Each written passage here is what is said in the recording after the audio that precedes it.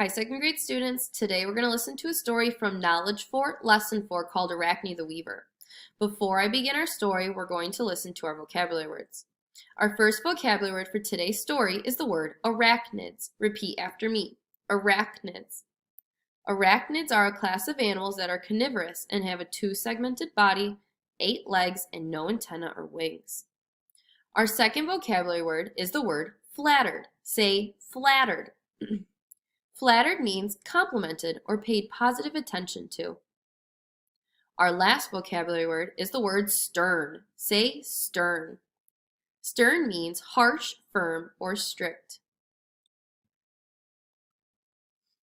Long ago, there lived among the Greeks a young woman named Arachne, who was a very gifted weaver. A weaver weaves or spins threads of yarns together to make cloth. Arachne wove upon a wooden frame called a loom. She did not just weave solid colors, she wove tapestries, wonderful woven pictures that people would hang on their walls as art. People came from distant lands to see these masterpieces in Arachne's studio. A visitor might comment, "This is amazing! Why, look at the leaves on this tree. They look so real that you almost expect them to move in the breeze. Oh, and this deer in the meadow looks as if he's going to turn and jump away." The visitors would tell Arachne, "You are the finest weaver in all the world." But then they would add, except of course for the goddess Athena, who invented weaving. Athena was actually the goddess of all handcrafts, not just weaving. People flattered Arachne by comparing her work to that of Athena's. At first Arachne was pleased with this comparison, but as years passed she began to get annoyed. She would say, "I'm sure Athena's very talented, but look, did you see this one over here?"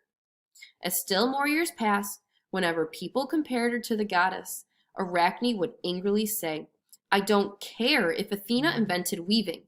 I think I am the best weaver in the world." Word of this eventually reached the ears of the goddess Athena on Mount Olympus. She decided to visit Arachne's studio to learn if Arachne was truly saying such things. However, Athena did not want Arachne to recognize her. So with her magic, Athena changed her own appearance from a beautiful athletic young woman. Now, with the wave of a hand and a poof of smoke, gone was the young woman, replaced by a woman so old and bent with age that she had to lean on a walking stick to get around. Of course, inside that body was still the goddess Athena, but no one would have recognized her. In this disguise, she went to visit Arachne, commenting, "Your work is extraordinary, my dear. I am certain that you are the finest weaver in the world, except, of course, for the goddess Athena." Hearing this, Arachne, thinking she spoke to a bent old woman, angrily exclaimed, "I am sick of hearing about Athena. I say that I am the best weaver in the world."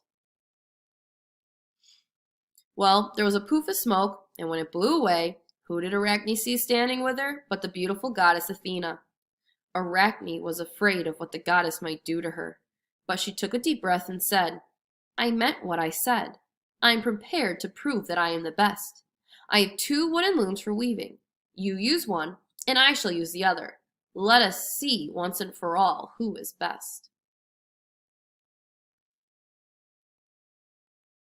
So the goddess and the young woman chose their colors and started to weave. When at last they stopped, Arachne grinned, for she truly believed she had won. She pointed out all the wonderful features of her work to the goddess. "Look," she said, "see how real the stream looks tumbling down this hillside, and how the water reflects the colors of the sunlight as real water would do? And if you move over here, look, the colors actually change, the real way sunlight would change." At last she turned to see Athena's tapestry. Arachne saw at once that the work of the goddess was even finer than her own. Athena had woven a stream, but hers seemed to ripple and move. She had woven clouds that appeared to float lightly in the sky, and above it all she had woven the gods in all their majesty. Upset and embarrassed, Arachne turned and ran from the room. Athena caught up with her, asking, "Where are you going?" Arachne exclaimed, "I thought I was the best, but you are superior, and no matter how long and how hard I work at it, I will never be as good as you are. I shall never weave again." Then Athena grew stern. Everyone is born with some special gift or talent. If only he or she can figure out what it is and how to use it. You must not waste this skill of yours. We shall see to it that you weave again." She reached out and touched Arachne's shoulder with the tip of one finger. Instantly, Arachne began to change shape. She grew smaller and smaller, and her body rounder and rounder. Her legs and arms grew longer and thinner, until, after about 5 minutes, Arachne had turned into the very first spider in the world. Today we call all members of the spider family arachnids, and that is why some people say all spiders are the children of Arachne the Weaver.